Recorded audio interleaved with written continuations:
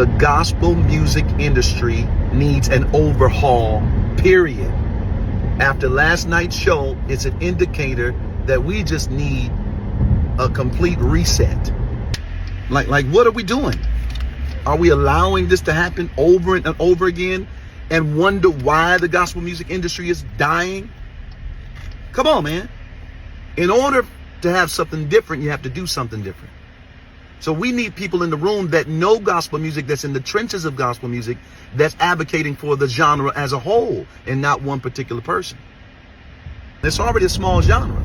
So it's hard for us to watch the Dr. Bobby Jones Gospel Award being given to somebody that's not in our space, right? No disrespect to the artist, but that's not the space she's in. And so it makes it discouraging, disappointing, and it takes the wind out of all of it. And we wonder why gospel music is dying. It's because we're doing things like that. Well, on top of that is, we're tired. Nobody will say this, but I will. Of seeing the same people being celebrated year after year. Like there is nobody else in gospel music. Like no one else is working. You cannot just give it to one person as if they're the ones that's keeping it going. No. We're done with that. Last night was a great win for the ratings for BET. I give certain people awards for ratings, but it was not a win for the gospel music industry. We got to do better. So I propose let's start something where we can come together and have someone advocating for the genre that have no other motive and agenda in the room but to elevate the gospel music genre as a whole. That's what I feel. Hi, you guys. I just wanted to come on and to touch on what DeitrickHaddon had to say and ask you how you guys feel about what he's saying. Because I feel like I've already stated this more than one time myself. And I'm feeling like artists are finally starting to see what's going on. Because once they move you guys out of that spotlight, you probably are not going to get it back, right? And I think that we're not looking at a BET that is rooted in us, and especially where gospel music comes from as far as FBA people. A lot of people are doing stuff, for their own personal gain. They don't care about anybody else because everybody's on these islands now. So everything is just about me, and forget everybody else. However, they don't remember that they may have a child or a grandchild that's going to come down the line, and they will no longer have the opportunities that they effed off for them, right? And one thing about me, this is my new saying, I'm not carrying nobody's lies. I'm not carrying nobody's lies, period. And you can take it however you want to take it, period. I'm not going to be running around acting like I don't see the truth for nobody. I don't care who it is. If you're doing things to harm, cause the demise of not just our people, but our culture, I don't respect you, and I give zero damns about you and whatever it is you're talking about, period. And the stuff that works over there where it works is where it works, okay? Because like I stated, all this stuff comes to an end.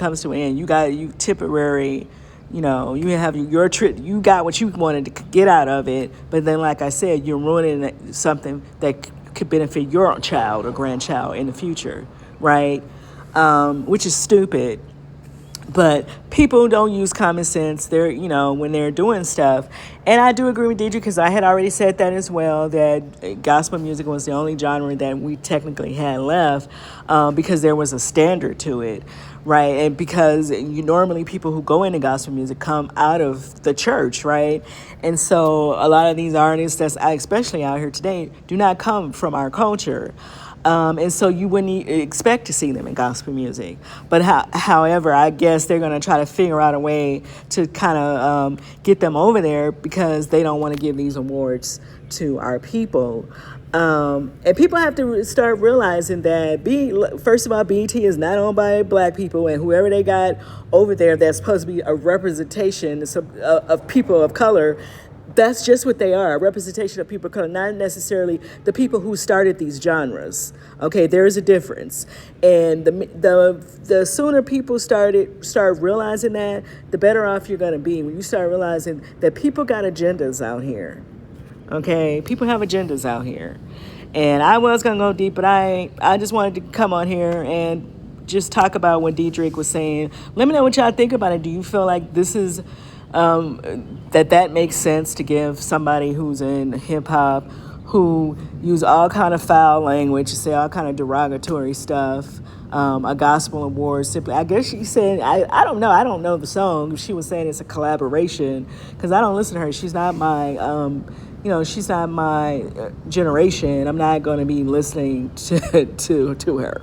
Okay, and I'm just keeping it honest. I don't listen to a whole lot of these people, even some of them in gospel.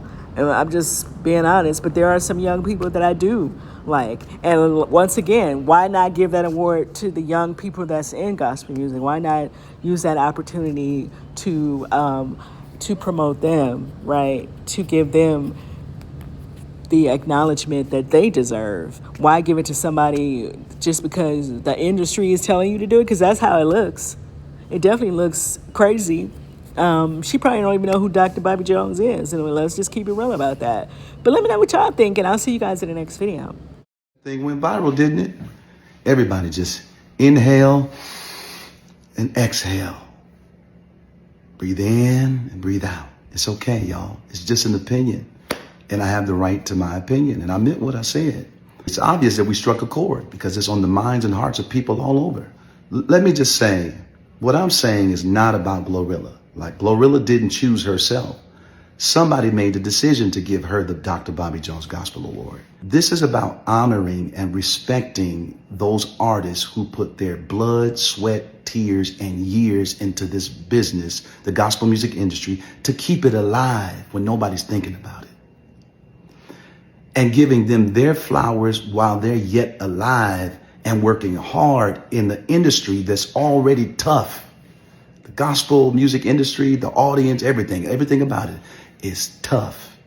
So I commend and I respect all the artists that work in it. I know it's not easy. I've been in it for 30 plus years. I'm just advocating for my brothers and sisters, even at the expense of being called jealous, a hater, crybaby, whatever you want to call me. You know, I don't care. But I meant what I said, and I believe in what I'm saying. I love y'all. Again, Glorilla has the right to give God praise, continue to do more gospel collaborations. Nobody's trying to take anything from her. We just want to make sure our people are being respected.